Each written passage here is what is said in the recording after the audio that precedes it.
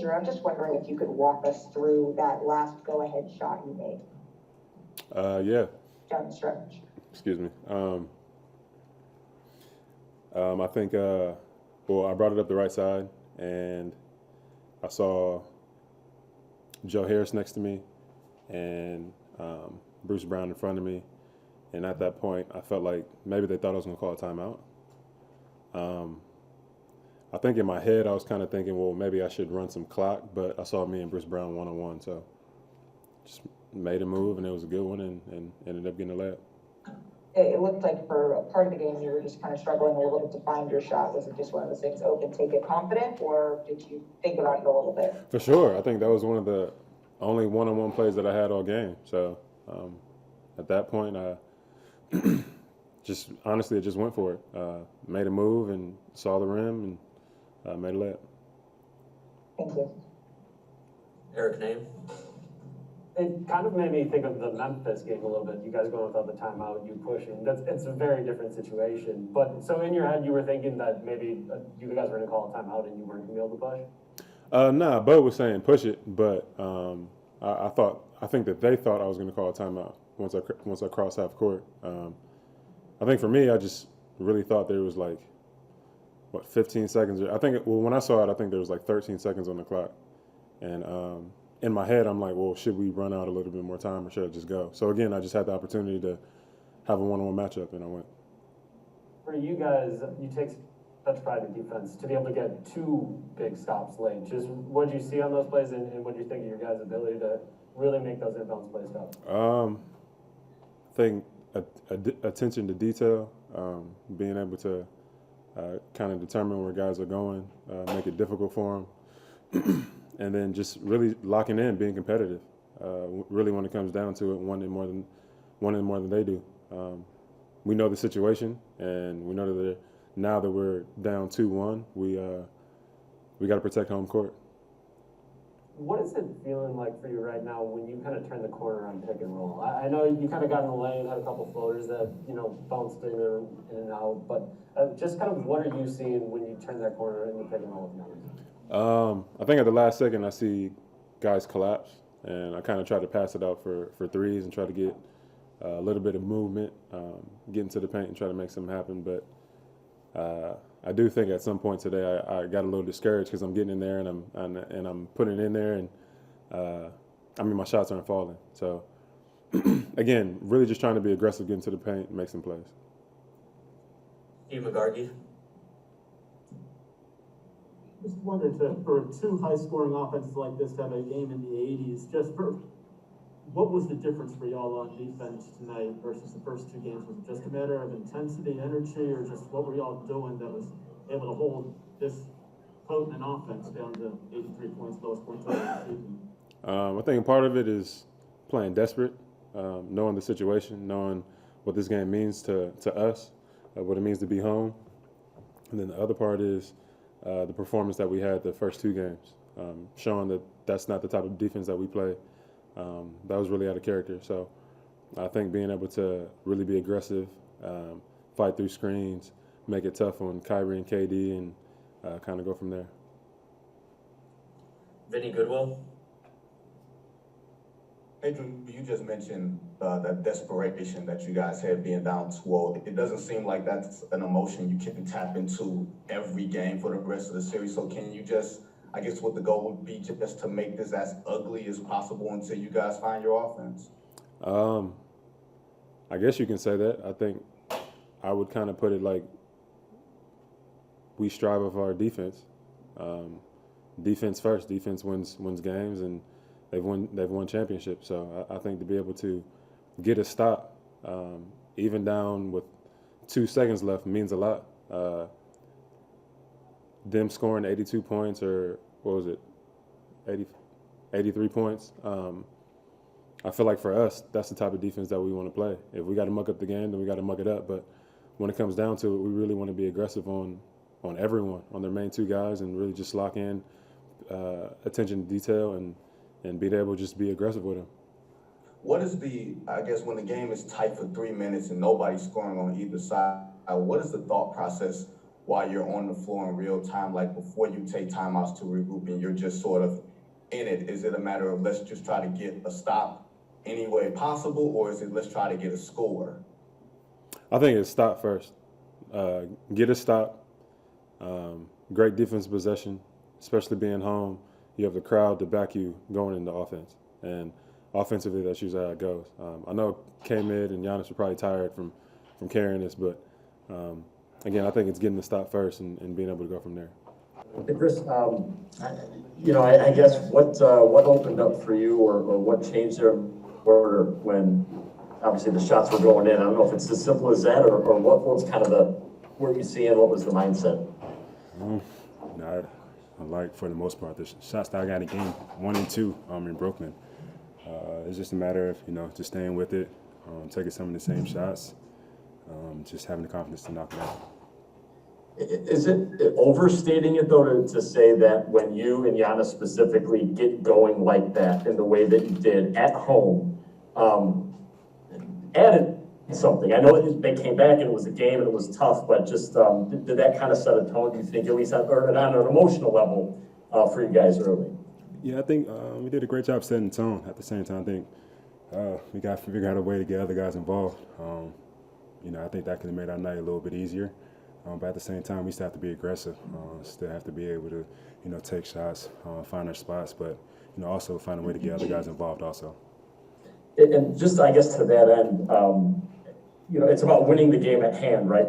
And so, I guess, what did you see from your teammates, whether it be the defense or Brook, I think, 6 blocks, kind of pesky, loose balls. What did you see from the rest of the group, I guess, to help you guys get it done? Defense, I think, like you said, Brook did a great job of taking away a lot of layups, altering a lot of shots, making the change of path a little bit more on their shots and stuff like that. Jrue, Tuck, they did an extremely great job of just trying to make everything tough for Katie and Kyrie, make them work for the catches, make them work to get to their spots. Those guys are great players. They're going to hit a lot of tough shots like they did tonight. But I think for the most part, they did an extremely well job of, just trying to make it tough on those guys. And, everybody else, Bobby, Bryn, Pat, everybody just battled, try to do everything for us. Eric name? Hey, Khris, I think with 6 minutes left, you have a turnover in the pick and roll in the middle with Giannis. Bruce Brown goes the other end, tied 76-76. You guys don't score for the next 3 minutes, either team. And then 3:10, you come back from the timeout, and it's just you and Giannis in the pick and roll again. What were you seeing there, and kind of what allowed you to have that confidence that, even after a play like that, you're still able to have that confidence and step into shots? Like I said, we ran a lot of pick and roll the first 2 games in Brooklyn. I was able to get to my spots, just, wasn't making the shot. Making the right pass, making the right reads tonight. And I just tried to, make the right reads and make those shots. I could see what they're trying to give me, just to try to take advantage of it. I feel like I could score in a lot of different ways. Those shots, those are the type of shots they want me to take, and, I'm confident. And I think I'm good enough. I worked on those shots a lot to knock them down, and it went down for me tonight. Late in the game, you guys have to defend 2 sideline out-of-bounds plays. What did you like about Jrue mentioned the communication in those moments. Just what did you like about the way you executed defensively in those final 2? Like you said, communication. Be physical, make those guys work without fouling, and challenge every shot. I think even, Tuck did a great job of forcing KD to take a one-legged 3 and it still hit the back rim. That's the type of talent those guys have. They're going to make shots, one leg, with the off hand. Just got to try to make it tough and contest every shot and live with the results. We've been talking about Bruce Brown in that short roll. He got loose for, I think, 8 points in the second quarter. What did you think of Brook's ability to handle that and then still start affecting them again in the second half and not kind of lose his confidence or anything like that? Brook definitely still has one of the hardest jobs. He's all over the place. He's a 7-footer that, is up on the pick and rolls or out on the perimeter sometimes to try to help other guys, but, he really doesn't have much help in the paint.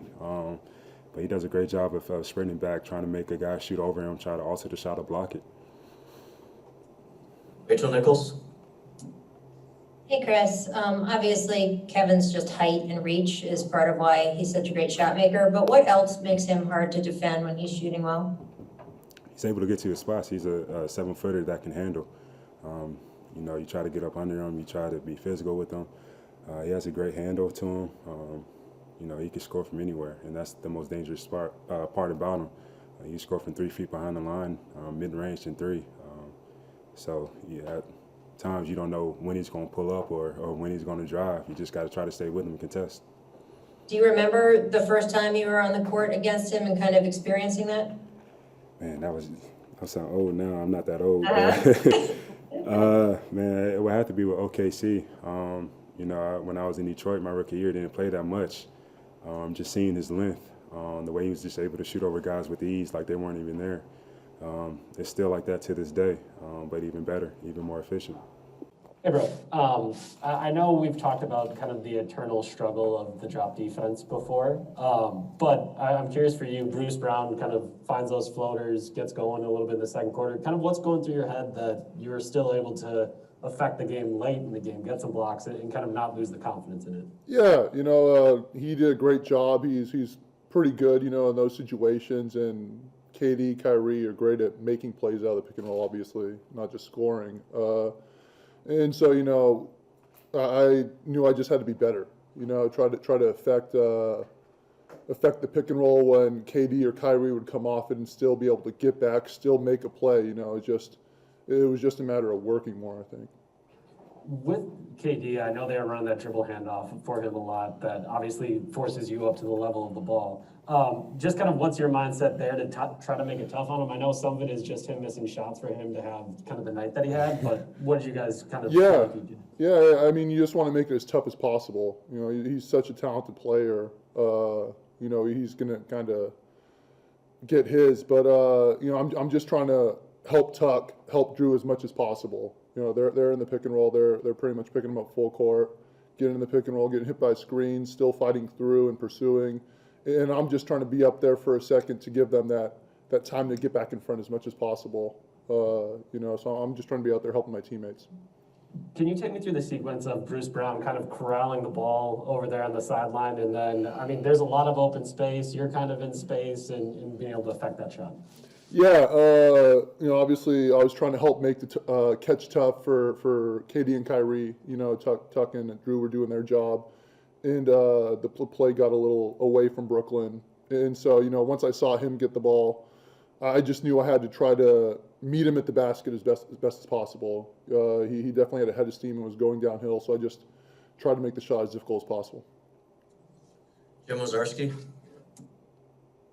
Brook, obviously, I think going forward, you guys would like to balance out offense and such things. But with what you guys did, whether it be the energy, effort, the defense, what did you see from the rest of the guys when they were out there, whether it was PJ or heck, even Thanasis with the block for the 24-second thing? What did that kind of, especially on a night at home, you know what I mean, when it is that kind of rugged game, what did all that kind of intangible stuff do for you guys? Yeah, that was absolutely the kind of momentum that we needed to build. And, I think we're going to, obviously keep that momentum, keep that energy going, and just keep getting better. That was the way we needed to be defensively the first 2 games. Obviously, the Nets played great, but we could definitely been better. And so we have to sustain and exceed this defense going into the next game and obviously improve in other areas as well. We just have to keep getting better.